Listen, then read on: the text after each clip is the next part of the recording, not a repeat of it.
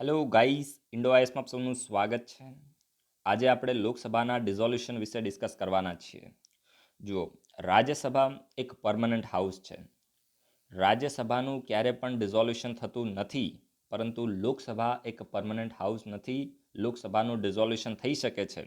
હવે જો એ લોકસભાનું ડિઝોલ્યુશન એટલે હાઉસ ખતમ થવું, સમજી ગયા. પછી ઇલેક્શન થાય ને ફરીથી જે નવી સરકાર બને એને આપણે કહીએ છીએ ડિઝોલ્યુશન. જ્યારે ટર્મ પૂરી થઈ જાય અથવા તો માની લો કે રૂલિંગ પાર્ટી છે તો એની મેજોરિટી ના રહે તો ત્યારે પ્રેસિડેન્ટ છે તો લોકસભાને ડિઝોલ્વ કરી નાખે છે. અત્યારે હું સમજાવું છું. હવે લોકસભા છે ને તો એનું ડિઝોલ્યુશન બે રીતે થઈ શકે. કઈ રીતે?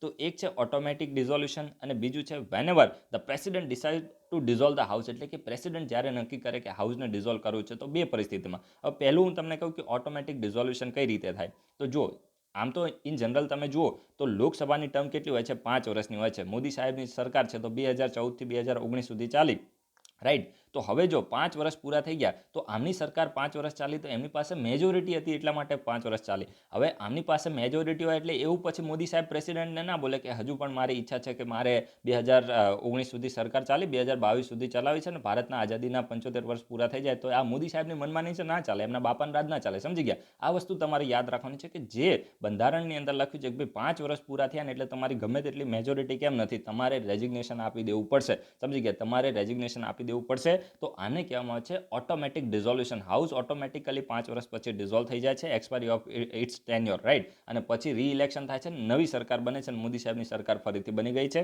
તો આ તમને ખબર પડી. હવે બીજું આવે છે whenever president decides to dissolve the house. એટલે કે જ્યારે પ્રેસિડેન્ટ નક્કી કરે કે હાઉસને ડિઝોલ્વ કરવાનું છે. હવે આ કઈ રીતે થાય? તો માની લો કે જે રૂલિંગ પાર્ટી છે ને, રૂલિંગ પાર્ટી, તો ઓપોઝિશન પાર્ટીને એવું લાગે કે આ રૂલિંગ પાર્ટીના જે એમપી છે ને આ બધા ખુશ નથી લાગતા અને એવું લાગી રહ્યું છે કે આ લોકો, અને આ જસ્ટ ખાલી હું તમને એક સિનારીઓ ક્રિએટ કરીને આપું છું. અત્યારની પરિસ્થિતિમાં પોસિબલ નથી, હાલની જે સરકાર છે એની વાત છે. આવું ક્યારે થાય? જ્યારે મહાગઠબંધનની સરકાર હોય, સમજી ગયા, તો ત્યારે આ વસ્તુ પોસિબલ થાય. તો જ્યારે ઓપોઝિશન પાર્ટીને એવું લાગે કે ભાઈ રૂલિંગ પાર્ટીના જે એમપી છે તો આ સરકારથી એટલી બધી ખુશ લાગતા નથી અને અંદર અંદર થોડું એ કહેવાય ને કે લોચા હોય એવું લાગી રહ્યું છે, તો ઓપોઝિશન પાર્ટી ચેક કરવા માટે કે ભાઈ આમની હાઉસની અંદર હવે મેજોરિટી રહી છે કે નહીં, તો એ ચેક કરવા માટે નો કોન્ફિડન્સ મોશનને પસાર કરે છે. કોણ? Opposition party. હવે માની લો, અને એક વસ્તુ એ યાદ રાખજો કે નો કોન્ફિડન્સ મોશન પસાર કરવા માટે કોઈ રીઝન આપવાની જરૂર હોતી નથી. No reason is required. No reason is required for no confidence motion. આ વસ્તુ તમે યાદ રાખજો. હવે માની લો કે ઓપોઝિશન પાર્ટીએ નો કોન્ફિડન્સ મોશન છે તો રૂલિંગ પાર્ટી અગેન્સ્ટ લાવી અને એ નો કોન્ફિડન્સ મોશન પસાર થઈ ગયો. એ નો કોન્ફિડન્સ મોશન પસાર થયો. નો કોન્ફિડન્સ એટલે શું થાય? અવિશ્વાસનો પ્રસ્તાવ. સમજી ગયા? અવિશ્વાસનો પ્રસ્તાવ. હવે માની લો કે આ નો કોન્ફિડન્સ મોશન પસાર થયો તો એનો મતલબ એ થયો કે રૂલિંગ પાર્ટીની હાઉસની અંદર મેજોરિટી નથી તો જ પસાર થાય ને, નહીં તો રૂલિંગ પાર્ટી થોડી પસાર કરવા દે. પછી જે પ્રેસિડેન્ટ છે તો એ આ કાઉન્સિલ ઓફ મિનિસ્ટરને એમ બોલે કે ભાઈ હવે તમારી અગેન્સ્ટમાં નો કોન્ફિડન્સ મોશન પસાર થયો છે, હવે અહીંથી રેઝિગ્નેશન આપી, રાજીનામું આપીને અહીંથી નીકળો.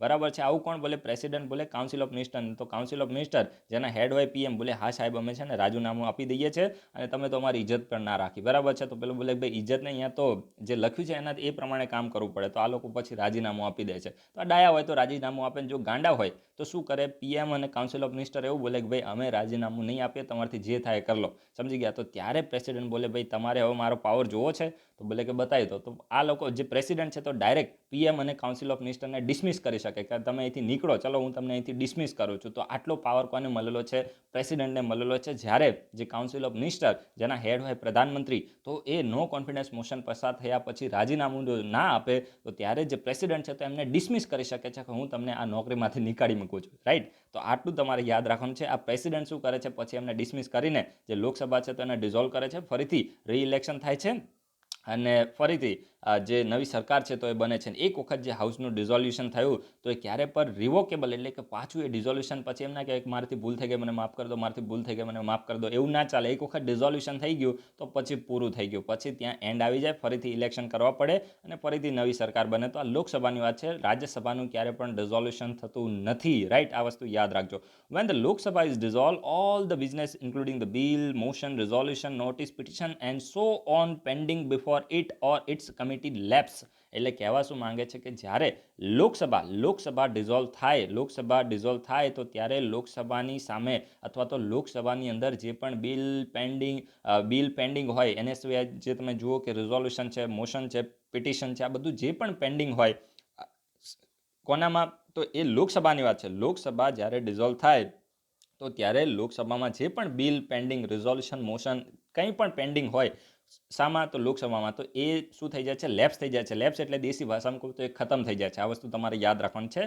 કોની વાત છે? લોકસભાની વાત છે.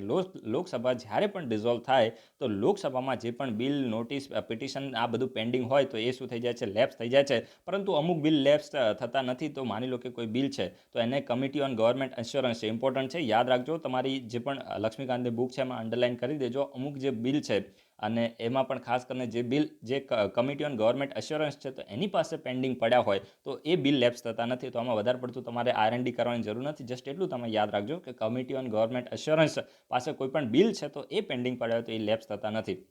હવે જો આ મોસ્ટ ઇમ્પોર્ટન્ટ છે. યુપીએસસીની એક્ઝામમાં, જીપીએસસીની એક્ઝામમાં અહીંયાથી ક્વેશ્ચન આવેલો છે.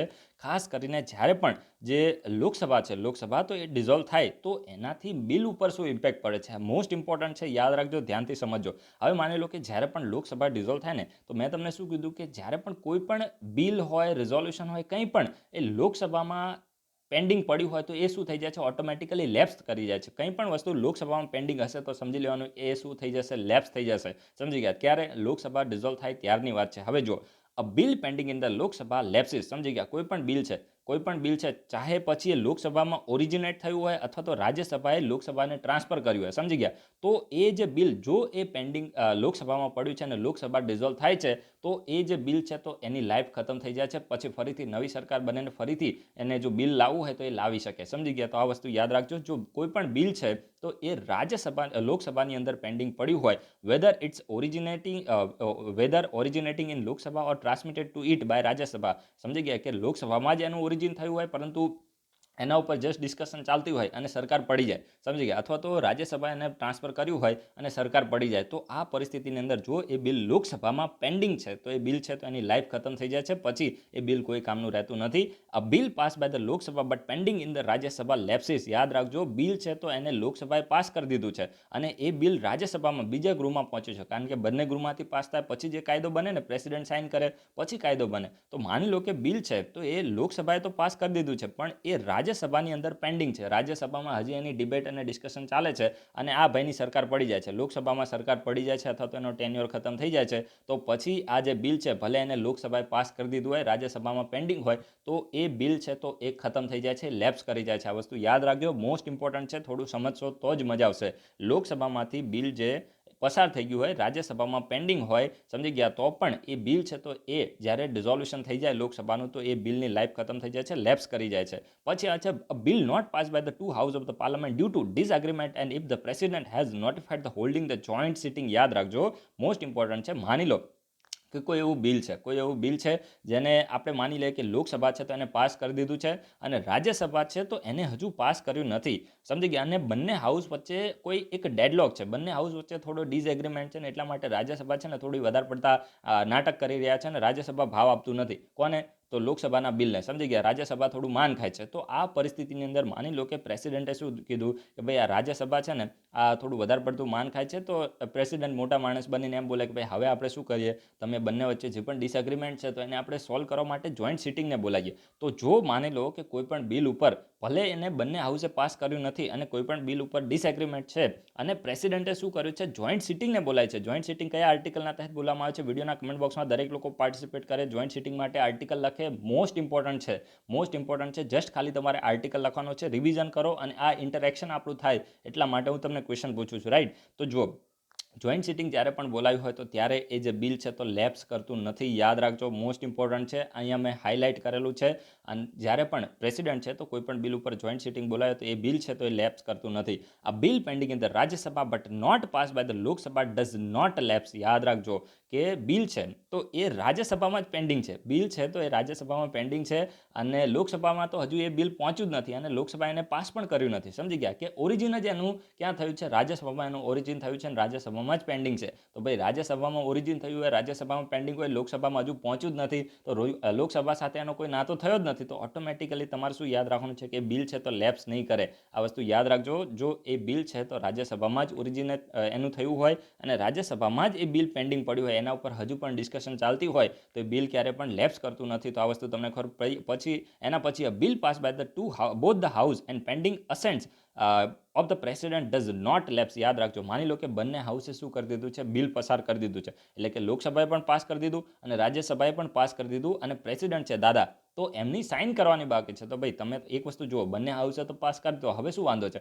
તો હવે માની લો કે લોકસભા ડિઝોલ્વ થઈ જાય તો આ જે બિલ છે તો એ ક્યારે પણ લેપ્સ નહીં કરે. આ વસ્તુ તમે યાદ રાખજો, ઇમ્પોર્ટન્ટ છે કે જો બિલ છે તો એને લોકસભા અને રાજ્યસભા બંને પાસ કરી દીધું છે અને પ્રેસિડેન્ટની એસેન્ટ બાકી છે, એટલે કે પ્રેસિડેન્ટની સહી કરવાની જ બાકી છે, તો એ બિલ છે તો એ ક્યારે પણ લેપ્સ કરતું નથી. અને છેલ્લો સિનારીઓ એ છે, the bill pass by the both the house but written by the president for reconsideration of the house does not lapse. યાદ રાખજો કે લોકસભા અને રાજ્યસભા બંને દ્વારા આ જે બિલ છે તો એને પાસ કરી દેવામાં આવ્યું છે, અને એ બિલ પ્રેસિડેન્ટને સહી કરવા માટે મોકલ્યું છે, અને પ્રેસિડેન્ટ સહી કરવામાં પણ ભાવ ખાય છે. પ્રેસિડેન્ટ એવું બોલે કે ભાઈ તમે છે ને એક વખત ફરીથી આ બિલ છે તો એને રીકન્સિડર કરો, એક વખત ફરીથી આ બિલ છે તો એ રીકન્સિડર કરવા માટે પ્રેસિડેન્ટ જો હાઉસને મોકલે તો ત્યારે એ બિલ છે તો એ લેપ્સ કરતું નથી, જો એ સમય દરમિયાન લોકસભા ડિઝોલ્વ થઈ જાય તો પણ. સમજી ગયા? કારણ કે બંને ઓલરેડી બિલને પાસ કરી દીધું છે, હવે ફરીથી પ્રેસિડેન્ટ નાટક કરી રહ્યા છે. પ્રેસિડેન્ટ બોલે કે તમે ફરીથી આને રીકન્સિડર કરો, તો ત્યારે એ જે બિલ છે તો એ લેપ્સ કરતું નથી. તો આ ઇમ્પોર્ટન્ટ પ્રોવિઝન દરેક લોકો યાદ રાખે. અહીંયાથી યુપીએસસીમાં ક્વેશ્ચન બનેલો છે, જીપીએસસીમાં ક્વેશ્ચન બનેલો છે, અને ફરીથી ક્વેશ્ચન આવી શકે છે ગાઈસ, ફરીથી, કારણ કે ઇમ્પોર્ટન્ટ આ ટોપિક છે અને અહીંયાથી ડાયરેક્ટ ક્વેશ્ચન બની શકે છે, રાઈટ? હવે આ એડજર્નમેન્ટ અને પ્રોરોગેશન વચ્ચે તો મેં તમને ઓલરેડી ઇન્ફોર્મેશન આપી છે. અત્યારે આમાં બંને વચ્ચે થોડો ડિફરન્સ આપેલો છે કે એડજર્નમેન્ટ અને પ્રોરોગેશન વચ્ચે શું ડિફરન્સ છે, રાઈટ? તો આપણે અત્યારે એક વખત ફરીથી એને રિવાઇઝ કરીએ. તો એડજર્નમેન્ટ હોય તો એ શું કરે? જસ્ટ ખાલી સિટિંગને ટર્મિનેટ કરે કે ભાઈ આજના દિવસ માટે આજે હું આ જે હાઉસ છે તો એને એડજન્ટ કરું છું, અને આવતીકાલે ફરીથી આપણે 11 વાગે મળીશું, તો આને એડજન્ટ કહેવાય. તો આજના દિવસની સિટિંગ છે, સમજી ગયા? સિટિંગને ટર્મિનેટ કરે છે. પરંતુ પ્રોરોગેશન કોણ કરે? આ એડજર્નમેન્ટ છે તો પ્રિસાઇડિંગ ઓફિસર કરે, ચેરમેન, ડેપ્યુટી ચેરમેન, એના સિવાય સ્પીકર, ડેપ્યુટી સ્પીકર, એની પાસે પાવર હોય. પણ પ્રોરોગેશન છે તો આ પ્રેસિડેન્ટ કરે છે. પ્રોરોગેશન એટલે શું થાય કે જે સેશન છે તો એને ખતમ કરવું, સેશનને ખતમ કરવું, એને કહેવામાં આવે છે પ્રોરોગેશન. સમજી ગયા? તો સિટિંગ તો ટર્મિનેટ થાય છે, સાથે સાથે શું થાય છે તો એ હાઉસ છે તો એનું સેશન ખતમ થઈ જાય છે. માની લો કે બજેટ સેશન હોય તો એનું કામકાજ પતી જાય પછી જે પ્રેસિડેન્ટ છે તો પ્રોરોગેશન માટેની નોટિફિકેશન ઇસ્યુ કરે કે ભાઈ હવે આ જે બજેટ સેશન છે તો એને હું પ્રોરોગ કરું છું, એટલે કે બજેટ સેશનને ખતમ કરું છું. પછી it is done by the presiding officer. તો આ તો મેં તમને પહેલાં કીધું કે એડજર્નમેન્ટ કોણ કરે? તો પ્રિસાઇડિંગ ઓફિસર. પ્રોરોગેશન કોણ કરે? તો પ્રેસિડેન્ટ કરે છે. It does not affect the bill, એટલે કે જે ખાસ કરીને એડજર્નમેન્ટ થાય તો એનાથી બિલને કોઈ ફરક પડતો જ નથી. બિલને એટલે કે એક દિવસની સિટિંગ કહેવાય ને કે ખતમ થઈ, સમજી ગયા? તો એનાથી બિલ છે તો એને કોઈ પણ પ્રકારની એના ઉપર ઇફેક્ટ થતી નથી, અને પ્રોરોગેશનમાં પણ બિલ ઉપર કોઈ ઇફેક્ટ થતી નથી. યાદ રાખજો, મોસ્ટ ઇમ્પોર્ટન્ટ છે, પ્રોરોગેશનમાં પણ બિલ ઉપર કોઈ ઇફેક્ટ થતી નથી. ઉપર મેં તમને કીધું ને, બિલ લેપ્સ કરે ના લેપ્સ કરે, તો આ બધું ડિઝોલ્યુશનમાં આવે. ડિઝોલ્યુશન એટલે કે લાઈફ ખતમ થવી, પ્રોરોગેશન એટલે સેશન ખતમ થવું. આ યાદ રાખજો, ઇમ્પોર્ટન્ટ છે. ડિઝોલ્યુશન એટલે લોકસભાની લાઈફ ખતમ થવી, અને પ્રોરોગેશન છે તો લોકસભા અને રાજ્યસભાનું સેશન ખતમ થવું. આ તમારે ડિફરન્સ યાદ રાખવાનું છે, મોસ્ટ ઇમ્પોર્ટન્ટ છે. However all the pending notice other than those of introduce bills lapse on prorogation. આ ઇમ્પોર્ટન્ટ છે ભાઈ. જો આ ક્વેશ્ચન આવી ગયો ને, આ ક્વેશ્ચન આવે તો સારા ભૂલ કરીને આવવાના છે. તમારે લખવું હોય તો લખી લો, પણ તમારે કરવાની નથી. શા માટે? જો મેં તમને શું કીધું કે જે પ્રોરોગેશન છે તો એનાથી બિલ છે, બિલ ઉપર કોઈ પણ ઇફેક્ટ પડતી નથી. પ્રોરોગેશનની વાત છે સેશન ખતમ થાય ત્યારે. પણ હવે તમે જુઓ, ટર્નિંગ પોઈન્ટ આવે છે. જો કોઈ પણ પેન્ડિંગ નોટિસ છે, આ ઇમ્પોર્ટન્ટ છે, યાદ રાખજો, કોઈ પણ પેન્ડિંગ નોટિસ છે અને એ નોટિસ પ્રોરોગેશન ઉપર શું કરી જાય છે? લેપ્સ કરી જાય છે. બિલ નહીં, નોટિસ લેપ્સ કરી જાય છે. યાદ રાખજો, મોસ્ટ ઇમ્પોર્ટન્ટ છે. ફરીથી 3 વખત બોલું છું, જો પ્રોરોગેશન થાય તો એનાથી બિલ ઉપર કોઈ ફરક પડતો નથી. બિલ બોલે કે ભાઈ તું નહીં તો તારો ભાઈ, સમજી ગયા? પરંતુ જે નોટિસ છે, નોટિસ, તો આ નોટિસ જે પણ હાઉસમાં આપવામાં આવી હોય તો એ હાઉસ પ્રોરોગેશન પછી આ નોટિસ છે તો લેપ્સ કરી જાય છે. નોટિસનો કોઈ મતલબ રહેતો નથી. તો આ યાદ રાખજો, મોસ્ટ ઇમ્પોર્ટન્ટ છે. અને બ્રિટનની અંદર કેવી સિસ્ટમ છે? બ્રિટનની અંદર હાઉસ પ્રોરોગ થાય ને તો એ પ્રોરોગ થયા પછી જે બિલ હોય તો એ પણ લેપ્સ થઈ જાય છે. માની લો કે બજેટ સેશન છે તો એમાં બ્રિટનની સરકારે કોઈ બિલ લાવ્યું છે અને માની લો કે બિલ છે તો બજેટ સેશનમાં પાસ થઈ શકતું નથી, તો બજેટ સેશન ખતમ થાય ને તરત એ બિલ છે તો એ લેપ્સ કરી જાય છે. આપણે તો ડિઝોલ્યુશન ઉપર લેપ્સ કરે, અને આ લોકોને સેશનમાં જ લેપ્સ કરી જાય. સમજી ગયા? કે જો બજેટ સેશન આવ્યો તો એ બજેટ સેશનની અંદર એ બિલ ઇન્ટ્રોડ્યુસ કર્યું હોય તો પાસ થવું જોઈએ, અને જો ના પાસ થાય તો એ બિલ છે તો લેપ્સ કરી જાય. પણ ભારત દેશની અંદર આ સિસ્ટમ નથી. આપણે શું કર્યું છે? આપણે ડિઝોલ્યુશન વખતે આ બિલ લેપ્સ થાય એ પ્રકારની પ્રોવિઝન રાખવામાં આવી છે. તો આ વસ્તુ તમે યાદ રાખજો. અને એમાં પણ કેટલાક જે અલગ પ્રકારની પ્રોવિઝન છે તો મેં તમને ઉપર એક્સપ્લેન કરી છે, તો એ વસ્તુ તમારે યાદ રાખવાની છે, રાઈટ? હવે જો આની સાથે નેક્સ્ટ જે છે તો ખાસ કરીને કોરમના બારામાં છે. આ કોરમ એટલે શું થાય? તો માની લો કે હું તમને સાવ સાદી ભાષામાં જ એક્સપ્લેન કરીશ એટલે તમને બહુ મજા આવશે. માની લો કે તમે છે ને 10 મિત્રો છો, બરાબર છે, 10 ખાસ મિત્રો છો. મિત્રો, બરાબર છે, મોદી સાહેબના 10 ખાસ મિત્રો છો.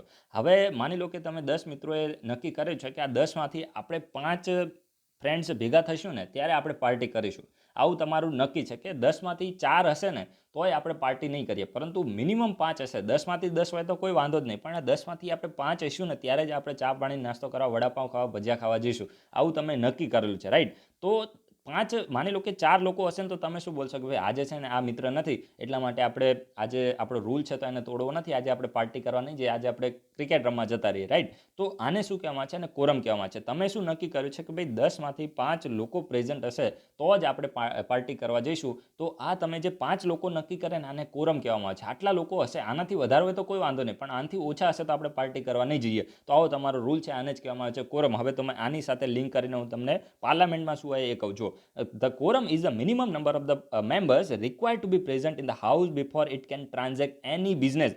1/10 of the total number. યાદ શું રાખવાનું છે કે જે કોરમ છે તો એ શું હોય કે હાઉસ છે, ચાહે પછી લોકસભા હોય કે રાજ્યસભા હોય, તો એ હાઉસનું કામગીરી શરૂ કરવી હોય, ઝઘડા કરવાની કામગીરી, હું તો ઝઘડો કરવાનું જ કહું છું, સમજી ગયા? જો કામગીરી શરૂ કરવી હોય તો એની માટે જો 1/10 મેમ્બર પ્રેઝન્ટ હોય તો જ એ કામગીરી થઈ શકે. એટલે તમે ઇન શોર્ટ હું તમને કહું કે 10% મેમ્બર પ્રેઝન્ટ હોય તો જ હાઉસની જે કામગીરી છે તો એ થઈ શકે છે. અને જો 10% મેમ્બર પ્રેઝન્ટ નથી તો એ પરિસ્થિતિની અંદર જે હાઉસના પ્રિસાઇડિંગ ઓફિસર હોય તો એ ત્યારે હાઉસને એડજર્ન કરી શકે છે. શું બોલે કે ભાઈ જો આપણા બંધારણની અંદર એવું લખેલું છે કે જે કોરમ છે તો એક 1/10 હોવી જોઈએ ને એટલા મેમ્બર હાઉસની અંદર પ્રેઝન્ટ નથી, તો આ હાઉસ છે તો એને હું ફોર ધ ટાઈમ બિંગ એડજર્ન કરું છું. જ્યારે બધા મેમ્બર અહીંયા હાજર થઈ જશે 10%થી વધારે મેમ્બર, તો ત્યારે આપણે હાઉસની કામગીરી ફરીથી શરૂ કરીશું, સમજી ગયા? તો કોરમ શું છે? મિનિમમ મેમ્બર કેટલા જોઈએ હાઉસની અંદર હાઉસનું કામગીરી શરૂ કરવા માટે? તો 1/10 મેમ્બર ટોટલ મેમ્બરશિપના. માની લો કે ટોટલ મેમ્બરશિપ 100 છે તો એના 1/10 તમે કરો તો કેટલા આવે? 10. તો 10 મેમ્બર જ્યારે હાઉસમાં પ્રેઝન્ટ હોય તો ત્યારે જ એ હાઉસની કામગીરી છે તો એને શરૂ કરી શકાય છે. અને કોરમ કહેવામાં આવે છે minimum number of the members required to be present in the house before it can transact any business. સમજી ગયા? કોઈ પણ કામગીરી શરૂ કરતા પહેલા 1/10 જે મેમ્બર છે તો હાઉસની અંદર પ્રેઝન્ટ હોવા જોઈએ. તો આ તમને ખબર પડી. એન્ડ ઇન્ક્લુડિંગ પ્રિસાઇડિંગ ઓફિસર, આ મોસ્ટ ઇમ્પોર્ટન્ટ છે. ઇન્ક્લુડિંગ પ્રિસાઇડિંગ ઓફિસર એટલે કે આમાં પ્રિસાઇડિંગ ઓફિસરને પણ ધ્યાનમાં લેવામાં આવે છે, સમજી ગયા? તો આ વસ્તુ તમે યાદ રાખજો કે જે સ્પીકર હોય તો એને પણ ધ્યાનમાં લેવામાં આવે, રાઈટ? અને એના હિસાબથી આપણે જોઈએ તો જે લોકસભા છે તો એમાં 55 જે મેમ્બર પ્રેઝન્ટ હોય તો જ એની કામગીરી શરૂ થઈ શકે. અને રાજ્યસભામાં 250 મેમ્બર પ્રેઝન્ટ હોય તો જ રાજ્યસભાની અંદર 25 મેમ્બર હોય, 250ના 10% એટલે 25 મેમ્બર પ્રેઝન્ટ હોય ત્યારે જ એની કામગીરી શરૂ થઈ શકે છે. નો quorum during the meeting of the house. If no quorum during the meeting of the house, it's a duty of the presiding officer to adjourn the house or suspend the meeting until there is quorum. તો આ તો મેં તમને પહેલા explain કર્યું કે જો quorum ના થઈ હોય તો એ પ્રિસાઇડિંગ ઓફિસરની ડ્યુટી છે તો એ હાઉસને શું કરે? એડજર્ન કરે, અથવા તો એની મીટિંગ છે તો એને for the time Bing suspend કરી દે જ્યાં સુધી કોરમ ના થાય ત્યાં સુધી.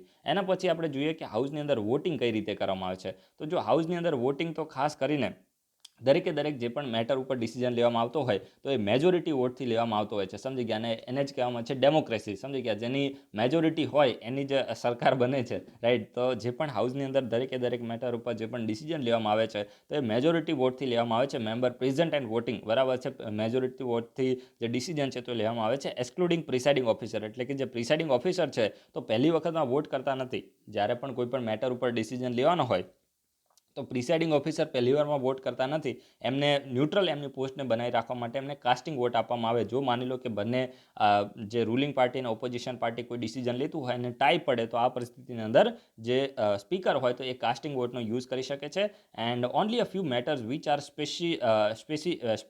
Specifically mention in the constitution require special majority. હવે જો ઉપર મેં તમને કીધું ને તો એ સિમ્પલ મેજોરિટીથી મોટા ભાગના જે ડિસિઝન છે તો સિમ્પલ મેજોરિટીથી લેવામાં આવે છે, પરંતુ બંધારણની અંદર અમુક એવી મેટર મેન્શન છે કે એના ઉપર જો તમારે ડિસિઝન લેવો હોય તો તમારે સ્પેશિયલ મેજોરિટી જોઈએ. સ્પેશિયલ મેજોરિટી એટલે તમે સમજો ને કે 2/3 પ્રેઝન્ટ એન્ડ વોટિંગ હોય એના 2/3 અને જે ટોટલ મેમ્બરશિપ છે તો એની મેજોરિટી, સમજી ગયા? ટોટલ મેમ્બરશિપની મેજોરિટી એટલે શું થાય કે જેટલી પણ સીટો હોય તો એની મેજોરિટી, એટલે કે માની લો કે 100 સીટો છે તો તમારે 51 વોટ લાવવા પડશે, અને સ્પેશિયલ મેજોરિટી કહેવામાં આવે છે. આ વસ્તુ તમે યાદ રાખજો, મોસ્ટ ઇમ્પોર્ટન્ટ છે. 2/3 majority of present and voting, જેટલા પ્રેઝન્ટ અને વોટિંગ છે તો એના 2/3 એટલે કે 66%. અને 51% 50 ખાસ કરીને મેજોરિટી ઓફ ટોટલ મેમ્બરશિપ, એટલે કે જો ટોટલ મેમ્બરશિપ 100 હોય તો ત્યારે તમારે 51 વોટ જોઈએ. સમજી ગયા? હું તમને 100 છે ને બેઝ શા માટે કહું છું, કારણ કે તમે જો લોકસભાની પ્રેઝન્ટ સ્ટ્રેન્થને તમે જોવા જશો 552 છે ને એમાંથી કેટલા 552 છે એમાંથી 545 છે, અને એમાંથી હવે એંગ્લો ઇન્ડિયન હટી ગયા એટલે કેટલા થઈ ગયા 543 થયા, અને હવે એના તમે ખાસ કરીને 2/3 ને આ બધું કરવા જાઓ તો યાદ ના રહે. એટલા માટે હું તમને જસ્ટ ખાલી એક્ઝામ્પલ તરીકે સેટ કરીને આપતો હોઉં છું. તો તમારે સમજવાનું છે યુપીએસસીમાં ક્યારેય અને જીપીએસસીમાં આટલા બધા ફેક્ચ્યુઅલ ડેટા નહીં આવે. સમજી ગયા? જસ્ટ ખાલી આ પ્રકારની લાઈન તમે સમજેલી હશે ને કે આ કહેવા શું માંગે છે, તો ત્યારે તમે આસાનીથી જે ક્વેશ્ચન છે તો એને સાચો કરી શકશો. તો આ વસ્તુ તમે યાદ રાખજો કે સ્પેશિયલ મેજોરિટી એટલે શું થાય, 2/3 મેમ્બરની મેજોરિટી પ્રેઝન્ટ એન્ડ વોટિંગની વાત છે. સમજી ગયા? જેટલા પણ હાજર હોય તો એની 2/3 મેજોરિટી હોવી જોઈએ, એના 66% વોટ, અને એના સિવાય ટોટલ મેમ્બરશિપ છે તો એ ટોટલ મેમ્બરશિપની મેજોરિટી, એટલે કે માની લો કે ટોટલ મેમ્બરશિપ 100 છે તો એની મેજોરિટી કેટલી થાય 51. સમજી ગયા? તો એને કહેવામાં આવે છે સ્પેશિયલ મેજોરિટી. તો આ વસ્તુ તમે યાદ રાખજો. તો હવે આ સ્પેશિયલ મેજોરિટીની જરૂર ક્યારે પડે, તો માની લો કે જ્યારે પ્રેસિડન્ટ છે તો એનું ઇમ્પીચમેન્ટ કરવું હોય, એના સિવાય જે કોન્સ્ટિટ્યુશન છે તો એની અંદર અમેન્ડમેન્ટ કરવું હોય, એના સિવાય જે પ્રિસાઇડિંગ ઓફિસર છે હાઉસના પ્રિસાઇડિંગ ઓફિસર, તો એને રિમૂવ કરવા હોય, removal of the presiding officer of the house. સમજી ગયા? તો આ વસ્તુ તમારે યાદ રાખવાની છે, ત્યારે સ્પેશિયલ મેજોરિટીની જરૂર પડે છે. અને the following points can be noted with respect to the voting procedure in the Lok Sabha. તો લોકસભાની અંદર વોટિંગ પ્રોસિજર કઈ રીતે થાય છે એના વિશે આપણે ડિસ્કસ કરીએ ને. તો જો સૌથી પહેલાં તો હવે ડિસિઝન કઈ રીતે લેવાના, તમને એક સારું એવું શીખવા મળશે કે લોકસભાની અંદર ડિસિઝન કઈ રીતે લેવામાં આવે છે. On the conclusion of the debate, માની લો કે કોઈ પણ ટોપિક છે, કોઈ બિલ છે, એના ઉપર ડિબેટ થઈ રહી છે, તો એ ડિબેટ ઉપર જ્યારે એ ડિબેટ ખતમ થઈ જાય તો ત્યારે સ્પીકર શું બોલે, ભાઈ હવે બહુ આપણે ડિબેટ કરી લીધી, વધારે પડતી ગપ્પા મારી લીધા, હવે આપણે શું કરીએ, હવે આના ઉપર આપણે કંઈક ડિસિઝન લઈએ. સમજી ગયા? The speaker shall put the question and invite those who are in favor of the motion to say aye and those who against the motion say no. right? તો જ્યારે માની લો કે ડિબેટ ખતમ થાય તો સ્પીકર અથવા તો પ્રિસાઇડિંગ ઓફિસર હોય તો એ શું બોલે કે ભાઈ આપણે આ મોટી ઘણી બધી વાતો કરી લીધી અને ઘણો ઝઘડો કરી લીધો, અને હવે તમને બધાને ભૂખ પણ લાગી હશે, તો આપણે એક કામ કરીએ, આપણે હવે આના ઉપર ડિસિઝન લઈએ. બરાબર છે? પછી સ્પીકર શું બોલે કે જે પણ આ મોશનની તરફેણમાં હોય, આ બિલની તરફેણમાં હોય, તો એ આઈ બોલે. આઈ પેલી આપણી આંખની વાત નથી, આઈ રીતે પેલું બ્રિટનને ફોલો કરે છે. સમજી ગયા? આઈ બોલે કે ભાઈ અમે આ બિલની તરફેણમાં છીએ તો બોલે કે આઈ, પછી બોલે કે નો બોલવાનું કહે કે તમે આની વિરોધમાં તો બોલો નો, તો પછી જે પણ મેમ્બર હોય તો નો બોલે. સમજી ગયા? એ જ્યારે પણ જે પ્રકારની મેટર હોય એના ઉપરથી ડિસાઇડ થાય. રાઈટ? હવે માની લો કે નો કોન્ફિડન્સ મોશન હોય તો ત્યારે રૂલિંગ પાર્ટીને એમપી એવું ના બોલે કે અમે આ નો કોન્ફિડન્સ મોશનની તરફેણમાં છે, તો ત્યારે એ નો બોલશે. તો જ્યારે પરિસ્થિતિની જેવી જરૂરિયાત હોય એ પ્રમાણે આઈ અને નો રૂલિંગ અને ઓપોઝિશન પાર્ટી બોલે છે. તો આ તમને ખબર પડી ને. ધ સ્પીકર ધેન સે, હવે જો જનરલી તો સ્પીકરને ખબર પડી જ જાય કે જે રૂલિંગ પાર્ટી છે તો એની મેજોરિટી છે, તો એ જાતે કરીને અવાજ ના આવે તો એમ બોલે કે ભાઈ મને એવું લાગી રહ્યું છે કે જે આઈ છે અથવા તો નો છે. સમજી ગયા? જે પણ રૂલિંગ પાર્ટીને ફેવર કરતું એ પ્રમાણે ડિસિઝન લે. માની લો કે કોઈ રિઝોલ્યુશન છે, તો કોઈ પણ ચલો આપણે માની લઈએ કે કોઈ બિલ પસાર કરવાનું છે, અને જે બિલ છે તો એ ધ્વનિ વોટથી પસાર કરવાનું છે, એટલે કે વોઇસ જે છે તો એનાથી પસાર કરવાનું છે. તો એ બિલને પસાર કરવું હોય તો રૂલિંગ પાર્ટીને ખબર, જે સ્પીકર હોય એને ખબર જ હોય કે રૂલિંગ પાર્ટીની મેજોરિટી છે, તો એમ પૂછે કે આ બિલના ફેવરમાં કોણ છે, તો એ આઈ બોલે. તો રૂલિંગ પાર્ટીના ઓટોમેટિકલી એને ખબર જ છે કે ભાઈ રૂલિંગ પાર્ટીના 300થી વધારે એમપી છે, તો એની આઈ જ હશે, એટલે કે એના હા જ હશે. જો હા ના હોય તો પછી એને હાઉસમાંથી ટાટા બાય બાય કહેવા પડે, એન્ટી ડિફેક્શન લાગી જાય. સમજી ગયા? તો આ વસ્તુ યાદ રાખજો. તો જનરલી જે સ્પીકર હોય તો ઓટોમેટિકલી સમજી જાય છે કે આમાં આઈ હશે કે નો, અને પછી એમ બોલે કે I think the ayes or noes as the case may be, એટલે કે જે પણ પરિસ્થિતિ હોય, મેં તમને હમણાં સમજાવ્યું ને, તો આઈઝ ઓર નોઝ સ્પીકર એમ બોલે કે મને એવું લાગી રહ્યું છે કે હા છે, અને આઈઝ હેવ ઇટ. સમજી ગયા? મને એવું લાગે છે કે આઈ છે એટલે કે હા છે, અને મને એવું લાગે છે કે ભાઈ આ જે આઈઝ છે તો એ સાચું છે, અને આ બિલ છે તો એ પાસ કરી દઉં છું. સમજી ગયા? તો આ વસ્તુ યાદ રાખજો. Then the speaker then says I think ayes. સમજી ગયા? હેવ ઇટ એટલે કે મને એવું લાગે છે કે આઈઝ છે, અથવા તો speaker then says I think no have it. સમજી ગયા? એટલે કે માની લો કે કોઈ એવી નેગેટિવ સિચ્યુએશન હોય અને રૂલિંગ પાર્ટીને અગેન્સ્ટમાં મોશન હોય, તો ત્યારે સ્પીકર એમ બોલે કે મને એવું લાગે છે કે નો હેવ ઇટ, એટલે કે નો બધા બોલી રહ્યા છે, મેજોરિટી લોકો. રાઈટ? તો આ વસ્તુ તમારે યાદ રાખવાની છે. હવે માની લો કે સ્પીકર છે તો એનો ઓપિનિયન, એટલે કે આઈઝ, અહીંયા મેં એવું કીધું ને કે મને એવું લાગે છે આઈ થિંક આઈઝ, મને એવું લાગે છે એટલે સ્પીકરનો ઓપિનિયનની વાત છે. તો જો સ્પીકરનો ઓપિનિયન છે તો એની અંદર હાઉસને ચેલેન્જ કરવામાં ના આવે, એટલે કે ઓપોઝિશન પાર્ટી એવું ના બોલે કે ભાઈ તમને એવું લાગે છે એટલે કે તમારું મનમાની ના ચાલે. સમજી ગયા? ભાઈ અહીંયા તમે જુઓ કે અમે બધા નો રાડો પાડી છે અને તમે અમારી રાડો સાંભળતા નથી, તો આ પ્રકારની પરિસ્થિતિ હોય. સમજી ગયા? માની લો કે જે ઓપોઝિશન પાર્ટી છે તો સ્પીકર એવું કીધું મને એવું લાગે છે કે આઈ હેવ ઇટ, એટલે કે મને એવું લાગે છે કે ભાઈ આ છે, હા છે, સમજી ગયા. અને આમનું જે પણ ઓપિનિયન હોય તો એને ચેલેન્જ કરવામાં ના આવે તો પછી શું થાય કે હાઉસ છે તો ડિસિઝન લઈ લે છે. જો એમનો ઓપિનિયન ચેલેન્જ ના થાય તો હાઉસ ડિસિઝન લે છે. પરંતુ માની લો કે કોઈ પરિસ્થિતિમાં જે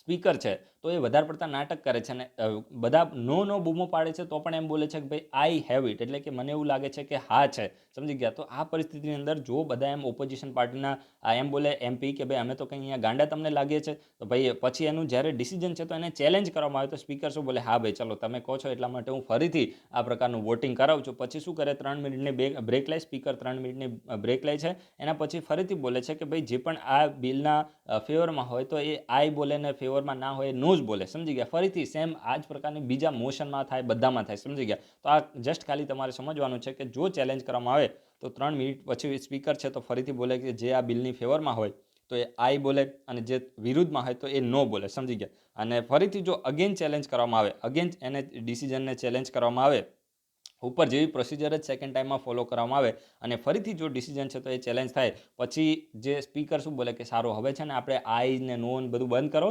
આપણે એક કામ કરીએ, જે ખાસ કરીને ઓટોમેટિક વોટ રેકોર્ડર હોય જ્યાં પેલા જે નંબર દેખાતા હોય એ રીતે આપણે વોટ છે તો એને કરાવીએ, અથવા તો જે લોકો બિલના ફેવરમાં હોય એ પોતાની પાટલી ઉપર ઊભા થાય, આવું સ્કૂલમાં આપણે કરતા હતા ને, અને જે કહેવાય ને કે બિલની વિરુદ્ધમાં અંગૂઠા પકડે, સમજી ગયા. તો આ પ્રકારની પરિસ્થિતિ જે છે, અંગૂઠા ના પકડવાનો હોય, આમાં સ્પીકર છે તો વારાફરતી ઊભા કરે કે જે આ બિલના ફેવરમાં હોય તે પોતાનો હાથ ઉપર કરે, અથવા તો જ્યાં પણ તમે બેઠા છો ત્યાંથી તમે ઊભા થાવ. પછી બીજી વખત ઓપોઝિશન પાર્ટીને મોકો આપે કે જે આ બિલના વિરુદ્ધમાં હોય એ પોતાની જગ્યા ઉપર ઊભા થાય અથવા તો હાથ ઉપર કરે, રાઈટ. તો આને કહેવામાં આવે છે જે પણ જે એક સાઇન દ્વારા જે વોટ કરવામાં આવે, સમજી ગયા. If the opinion is again challenge he shall direct the votes to be recorded either by recording the automatic vote recorder or by using the ayes and no slips, and he may ask the member who are for the ayes and noes respectively to raise in their place and on count been taken, સમજી ગયા. એટલે પોતાના place ઉપર ઊભા થાવ ને પછી હું તમને ગણી લઈશ, સમજી ગયા. તો આ વસ્તુ તમે યાદ રાખજો.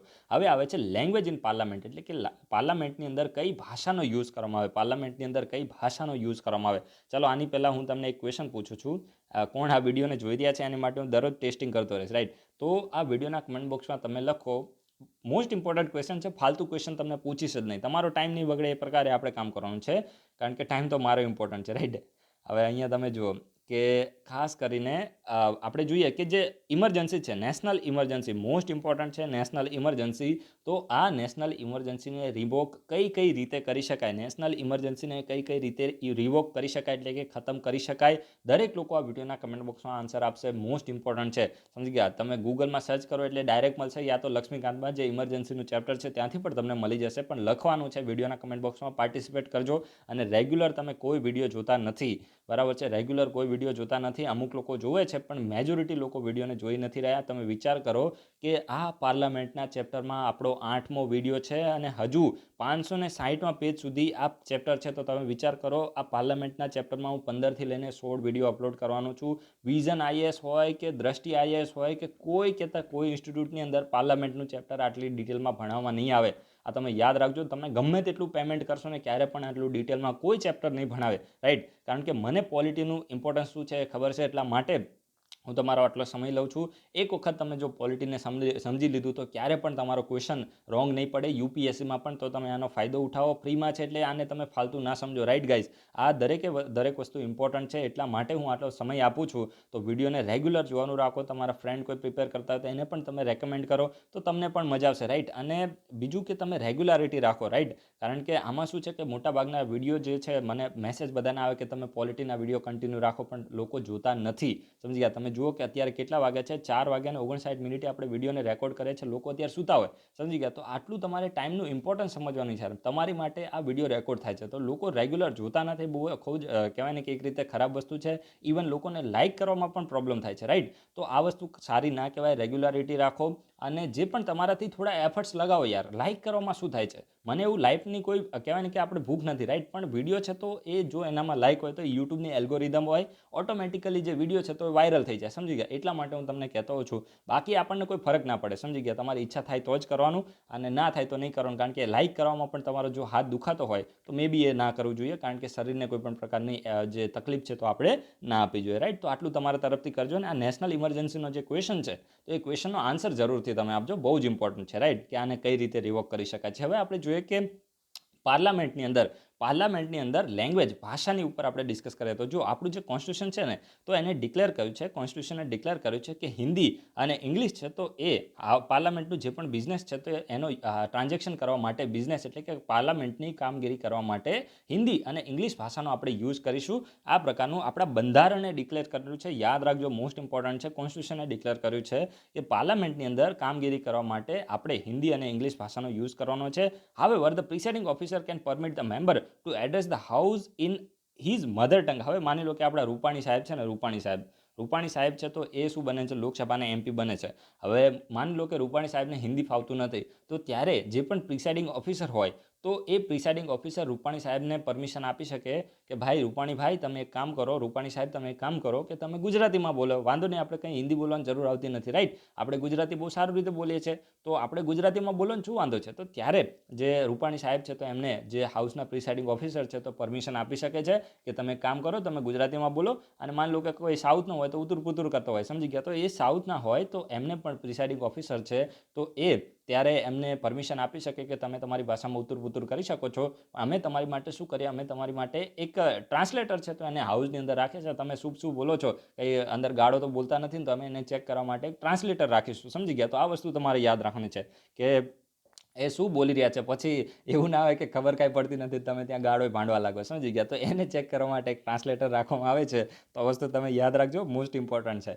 And thou the English was to be continued as a floor language after the thou the English was to discontinue, important છે, thou English was to be discontinued as a floor language after the expiration of the 15 year from the commencement of the constitution. હવે જો આપણું બંધારણ છે ને તો એનું કમેન્સમેન્ટ 1950માં થયું, 1950માં આપણું જે કોન્સ્ટિટ્યુશન છે તો 26મી જાન્યુઆરી 1950 અમલમાં આવ્યું. તો ત્યારે આપણે નક્કી કરેલું હતું કે ભાઈ કોન્સ્ટિટ્યુશન અમલમાં આવશે ત્યારથી લઈને 15 વર્ષ સુધી જ આપણે ઇંગ્લિશ છે તો એને એક ફ્લોર લેંગ્વેજ તરીકે આપણે યુઝ કરીશું. કારણ કે જો આ સમયના જે પણ પર્સનાલિટી હતા ને બધા ઇન્ટેલેક્ચ્યુઅલ હતા, આમની ઇંગ્લિશ ઉપર કમાન્ડ બહુ જોરદાર હતી. તમે જુઓ બાબા સાહેબ આંબેડકર છે, એના સિવાય જવાહરલાલ નહેરુ છે, આ બધાની ઇંગ્લિશ ઉપર બહુ જ કમાન્ડ હતી. કારણ કે આમને ક્યાંક ને ક્યાંક તમે જુઓ કે બ્રિટિશ સમયમાં આ લોકો ભણેલા હતા, સમજી ગયા.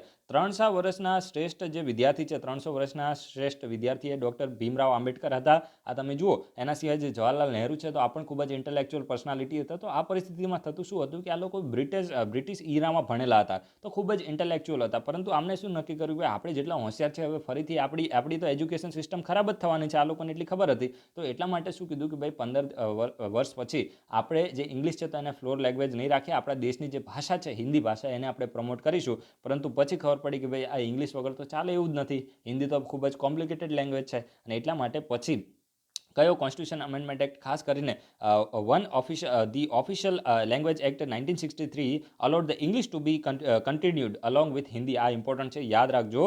ખાસ કરીને પહેલાં તો એવું નક્કી હતું કે કોન્સ્ટિટ્યુશન અમલ આવ્યા પછી 15 વર્ષ સુધી જ આપણે જે ઇંગ્લિશ ભાષા છે તો એનો જે આપણી પાર્લામેન્ટ છે તો એમાં યુઝ કરીશું. પરંતુ પછી ઓફિશિયલ લેંગ્વેજ એક્ટ 1963ને પસાર કરવામાં આવ્યો અને પછી એ 1963ના ઓફિશિયલ લેંગ્વેજ એક્ટ પછી ઇંગ્લિશ ભાષા છે તો એને કન્ટિન્યુ કરવામાં આવી. ભાઈ આપણે હવે જે હંમેશા માટે જે ઇંગ્લિશ ભાષા છે તો એને પાર્લામેન્ટની અંદર યુઝ કરીશું, જેને ફાવે બોલે ના બોલે તો તેલ પીવા જાય, રાઈટ. તો આ પ્રકારનું જે ડિસિઝન છે તો ઓફિશિયલ લેંગ્વેજ એક્ટ તહેત લેવામાં આવ્યું હતું, તો તમે યાદ રાખજો. પછી આપણે જોઈએ કે rights of minister and attorney general. Rights of minister આટલું આપણે ડિસ્કસ કરીને પછી વિડીયોને આપણે ખતમ કરીએ છીએ, ઇમ્પોર્ટન્ટ છે. હવે જો રાઇટ્સ ઓફ મિનિસ્ટર અને અટોર્ની જનરલ, તો આના રાઇટ્સ શું છે, તો જો જે પણ મિનિસ્ટર છે ને, મિનિસ્ટર તો એ માની લો કે મિનિસ્ટર લોકસભામાંથી આવે છે. અત્યારે માની લો કે તમે આપણે મોટા ભાઈ જોઈએ, મોટા ભાઈ આપણા જે અમિત શાહ છે તો એ લોકસભાથી બિલોંગ કરે છે, આપણી ગાંધીનગરની કોન્સ્ટિટ્યુઅન્સી છે તો ત્યાંથી એમને ચૂંટાયા છે. હવે મોટા ભાઈ છે તો એમને હોમ મિનિસ્ટર છે, રાઈટ. હવે એમને લોકસભાના એમપી છે તો એમપી છે અને એમને મિનિસ્ટર પણ છે. તો હવે માની લો કે મોટા ભાઈ છે તો એમને રાજ્યસભામાં જઈને કોઈ સ્પીચ આપી છે તો રાજ્યસભાવાળા વકૈયા નાયડુ એમ ના કહે કે ભાઈ તમે અમારા હાઉસની અંદર આવતા નહીં તો મજા નહીં આવે, સમજી ગયા. આવું ના હોય. જે મિનિસ્ટર હોય તો એ લોકસભામાં પણ મેમ્બર હોય તો ત્યાં તો બોલી જ શકે, પણ સાથે સાથે એમને રાજ્યસભામાં જઈને પણ સ્પીચ આપી શકે છે, એની કોઈ પણ પ્રોસિડિંગ થતી હોય, ઝઘડો થતો હોય તો એમાં પાર્ટિસિપેટ કરી શકે છે. પરંતુ હવે બીજું તમારે શું યાદ રાખવું છે, માની લો કે કોઈ પણ મિનિસ્ટર છે, હવે જે રીતે આપણા એસ જયશંકર સાહેબ છે તો એમને શું છે, એમને રાજ્યસભાના એમપી છે, સમજી ગયા. તો એમને જો રાજ્યસભાના એમપી હોય, મિનિસ્ટર પણ હોય, તો એક્સટર્નલ અફેર્સ મિનિસ્ટરે માની લો કે લોકસભામાં આવીને કોઈ સ્પીચ આપી છે તો એમને આપી શકે છે, લોકસભાની પ્રોસિડિંગમાં ભાગ લઈ શકે છે, બધું કરી શકે છે, રાઈટ. પરંતુ એમને ક્યારે પણ વોટ આપી શકતા નથી. આ વસ્તુ યાદ રાખજો કે મોટા ભાઈ છે તો એમને લોકસભાના મેમ્બર છે તો ત્યાં વોટ આપી શકે, પણ પછી રાજ્યસભામાં પણ ત્યાં જઈને ચલાવે નહીં. હું તો આ તો દેશનો હોમ મિનિસ્ટર છું, હું તો ગમે ત્યાં જે પણ કરી શકું, એવું ના ચાલે. રાજ્યસભામાં વોટ ના કરી શકે, જે હાઉસના મેમ્બર હોય એ હાઉસની અંદર જ વોટ કરી શકે છે. સમજી ગયા. તો આ વસ્તુ તમે યાદ રાખજો. પછી એવી જ રીતે અટોર્ની જનરલ છે, અટોર્ની જનરલ, તો એ અટોર્ની જનરલ છે તો એ પણ ખાસ કરીને લોકસભા અને રાજ્યસભા બંનેની પ્રિસિડિંગમાં ઇવન એની જોઈન્ટ સિટિંગ થતી હોય તો એમાં પણ ભાગ લઈ શકે છે. કોણ? અટોર્ની જનરલની વાત છે. અને જે આપણું સેન્ટ્રલ ગવર્મેન્ટનું એક્ઝિક્યુટિવ મેં તમને કીધું, તો ત્યારે પણ મેં તમને કીધું હતું. ચલો આ વિડીયોના કમેન્ટ બોક્સમાં લખો કે સેન્ટ્રલ ગવર્મેન્ટના એક્ઝિક્યુટિવ કોણ કોણ છે. સમજી ગયા. સેન્ટ્રલ ગવર્મેન્ટના એક્ઝિક્યુટિવમાં કોણ કોણ આવે. જ્યારે આપણે ચેપ્ટર શરૂઆત કરી, જે લક્ષ્મીકાંતના વિડીયો શરૂ કર્યા, ત્યારે જ મેં પહેલા દિવસે મેં તમને કીધું હતું. તો સેન્ટ્રલ ગવર્મેન્ટના એક્ઝિક્યુટિવ કોણ કોણ છે વિડીયોના કમેન્ટ બોક્સમાં લખો.